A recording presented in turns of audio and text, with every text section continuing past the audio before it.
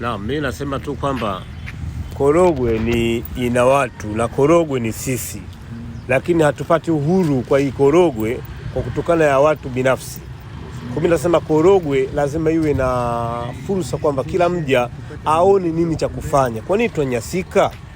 Au labda hii Korogwe na watu wachache tu kwamba na kwamba wao washibe wao sisi, lakini kumbuka kwamba Tanzania ni sisi na sisi vile vile tuko pamoja. Sasa hii Korogwe ina watu binafsi wanajimenenesha wenyewe. Sasa sisi hatupo na mpango huu, tunataka kila mja ajisikie raha. Lakini tunaonekana kama sisi hatupo katika Korogwe hii. Kuna watu wanaimenesha hii Korogwe kwa ajili ya matumbo yao. Hivi sisi tunaishi vipi? Lakini mimi nasema tu kwamba kutakuongezea basi hebu viongozi kama viongozi wa mji huu wa Korogwe waone kwamba wananchi wao hapa Korogwe pia wanalalamika. Huyu ni mmoja wa wananchi wa wilaya ya Korogwe mkoani Tanga akilalamika hatua ya uongozi wa wilaya kufunga kituo kidogo cha mabasi cha Uwanjani Manundu Korogwe. Hiki ni kituo cha mabasi cha zamani. Kituo hiki kilikuwa ndio kituo kikuu cha mabasi makubwa na madogo. Baadaye kituo kipya kilijengwa eneo la Kilole, njia ya kuelekea Handeni. TANROADS waliweka kituo hiki kidogo cha Uwanjani kwa ajili ya wananchi wanaoteremka Korogwe, hususan eneo la Manundu. Lakini hivi karibuni amri ya viongozi wa wilaya ilitolewa kuzuia mabasi kushusha abiria hapa, ikisemekana sababu ya kuzuia huko ni mapato ya shilingi 200 yanayotakiwa kulipiwa kule kituoni Kilole. Hiki kituo kinaitwaje? Hiki kituo kinaitwa kituo cha Uwanjani. Uwanjani. Na ni kituo kilikuwa kikubwa ambapo watu walikuwa wanashuka hapo. Naam. Sasa hivi imekuwaje? Kwa kweli kituo hiki hatujafahamu sana. Ndio. Lakini wanavyodai kwamba mapato hayaingii stendi. Hiki ndio kimekuwa kituo kikubwa. Ndio. Sasa stendi inakufa, kwa hiyo wameamua kufanya hivyo. Kuwa kituo hiki ili mapato yakapatikane stendi kuu. Kwa ajili ya mapato. Kwa ajili ya mapato. Mapato yenyewe ni kiasi gani wanapata? Ni 200. 200. Lakini kuachana na hivyo, ndio. Abiria sisi na mapato. Naam. Tunahusiana vipi na mapato? Kwa sababu gari ndio inatakiwa ilipe mapato. Sawa. Sasa tunashangaa sisi tunateseka. Kutokana na tunavyofanyiwa, kwa sababu hatufanyi nini, hatutelemshwi kwenye vituo maalum. Unaambiwa ukatelemke stendi, alafu hali ya kuwa unaacha mji wako, hususan mji wako umeuacha nyuma. Sasa ndio tunashangaa ufike stendi alafu uchukue gari urudi tena kwa gharama ya shilingi 2000. Na wakati huo ulikuwa unatakiwa utelemshwe hapa ufike nyumbani kwako. Kwa hiyo hilo ndio tatizo. Kuna askari polisi hapa akiwa na mavazi yake rasmi. Anashinda hapa kuhakikisha mabasi hayashushi watu wala mizigo katika kituo hiki, hali iliyozusha malalamiko, baadhi ya wananchi wakipitishwa na kushushwa mbali na wanapoenda na kulazimika kulipa nauli tena kurudishwa kule ambako walitakiwa kushuka. Baadhi ya wagonjwa, hususan akina mama wanaoenda hospitali ya Magunga, wamepitishwa hadi Kilole na kulazimika kuanza safari upya kurudi nyuma kuelekea hospitali kwa kutembea umbali mrefu kwa miguu au kulazimika kulipa nauli tena kuelekea hospitali. Wananchi wanalalamika. Kero hii ya hapa, sisi wakazi wa hapa Korogwe mjini hatujaipendekeza nayo.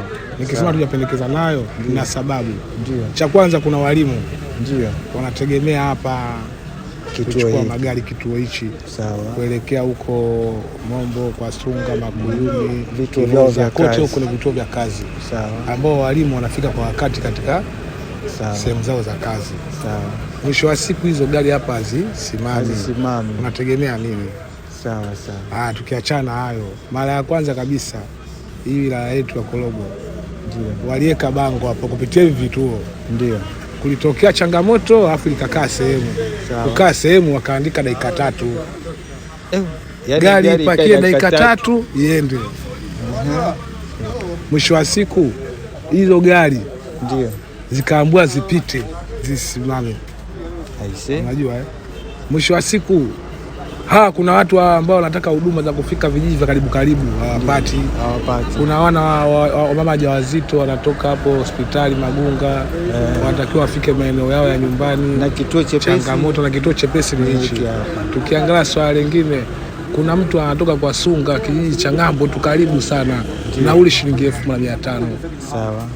Afike Magunga hospitali. Kituo cha kwanza cha kumshusha ni hichi hapa uwanjani. Mwisho wa siku huyo anapitishwa akashushwe Kilole kule stendi kubwa. Mwisho wake huyo mtu yuko light off. Unategemea nini kama serikali? Sawa. Tuangalie na watu hali ya chini. Unashauri nini? Mimi cha kushauri, hichi kifuo hakina sababu ya kufungwa. Sawa. Hichi kituo kinatakiwa kifanye kazi muda wote. Kwa sababu anahusika na hichi kituo ni watu wa TANROADS. TANROADS sio mjinga kuweka kituo pale. Anajua hapa ni center. Sawa. Si umeelewa? Hapa ni center. Sawa. Tukiachana na yote yani, hapa ni center. Kwa hiyo unakuwa unampinga yule mtu kutokuweka kituo pale wakati ana sababu. Hii barabara kubwa East Africa, Arusha, Nairobi, wanapita watu wengi. Mtu anakaa Korogwe, mwisho wa siku anatakiwa akapigwa ramani yake ashuke uwanjani. Wewe unaambia akashuke Kilole au kule juu Magodoro. Wewe atakuelewa, ukipingana naye wewe utamsumbua. Mwisho wa siku inakuwa changamoto kwa huduma za jamii kwa hapa mjini. Ni nani anayeleta hizi sheria? Anayehusika wanaohusika ni serikali yetu ya hapa, kuanzia chama cha ngoja bwana wewe. Ni madiwani bwana, mimi siongei uongo bwana. Ni madiwani na uongozi wa juu. Mkurugenzi anahusika. Mkurugenzi pia akawa anahusika, kwa sababu huwezi kukubali vituo vifanyaje vifungiwe kama unajitambua wewe. Hivi namsaidia ni mzazi wako, anatoka zake sijui wapi Mombo huko, akija anashuka hapa anaenda nyumbani, mwisho wa siku kamshusha Kilole. Kwa hiyo leka hii parking hapa. Yaani ni watu wadogo wamekaa muumba jambo, alafu mwisho wa siku wanaasili watu wengine. Tupe maelezo ya ziada hapa kuhusu hii kero bwana. Bwana, hii kero kweli inasumbua sana wananchi wa Korogwe. Kwanza kama manundukati. Serikali yetu hii wakati tunaanza kuichagua tuliiona kabisa kwamba inaweza ikasaidia watu wa hali ya chini. Lakini sasa hivi imekuwa ni kero kwetu. Hivi vituo TANROADS waliviweka kisheria kwamba dakika 3 zifanye nini? Ushushe na kupakia. Lakini sasa hivi angalia wazazi wetu wanapopata shida. Ni mzee, ni mkongwe na 500 hiyo ya kutoka hapa kwenda zake nyumbani. Lakini hiyo 500 anaenda kushukia Kilole. Kilole atoe 200. Ina maana ile 500 inapungua ambayo ya kwenda zake kwake. Sasa kutoka Kilole mpaka hapa Manundukati ni shida. Ataenda wapi? Na kati yule ni mzee. Atembea mguu kutoka Kilole mpaka Manundukati. Kwa hiyo mimi nilikuwa naomba pendekezo langu mimi. Ndio. Kama Mama Samia anaelewa hii kitu au viongozi wote wakubwa, naomba hili swala waliangalie. Maana hivi vituo vimewekwa kisheria na TANROADS kwamba ushushe na kupakia kisheria. Na sasa hivi vituo vina muhimu na mbona vikawekwa. Ndio. Naomba viongozi wa juu kama wanaliona hili swala, naomba vifunguke hivi vituo. Waangalie watu wa hali ya chini. Kuna watu wana hali ya chini, mtu anashuka tu kwake anatembea kwa mguu, anaenda hapa kati, Manundukati.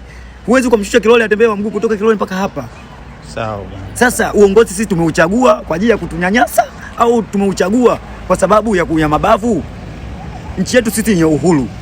Uhuru maana yake nini?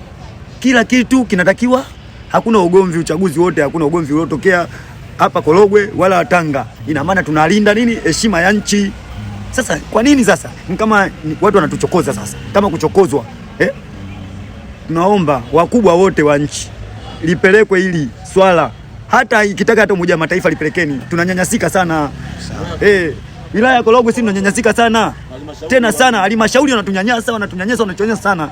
Wanataka watofute ubaya, lakini sisi tuko huru, hatutaki ubaya wa kitu chochote. Tunachokiomba, naomba hivi vituo vidogo vifunguliwe, wazazi wetu wasihangaike. Juzi hapa tumemchangia bibi, kaenda kushushwa Kilole kule, hana hata 100 na mfuko lake la shangazi kaja. Atoke kule aje wa mguu. Hiyo kitu tunaiomba jamani. Kama watu waliokuwa juu wanaelewa, naomba lipelekwe hili swala. Lipelekwe kwa umakini vizuri, wanasikilia kwa umakini vizuri. Manundukati, mtu anashuka hapa anaenda kwake tu kwa mguu. Kafika, umpeleke Kilole. Hapo uongozi unaotajwa na wananchi kwa maamuzi haya ni madiwani, mkurugenzi, mbunge pamoja na mkuu wa wilaya. Na jambo la busara ni kwa viongozi hawa wa serikali kuelimisha wananchi kuhusu faida ya suala hili linaloonekana kuwa ni kero na manyanyaso kwao.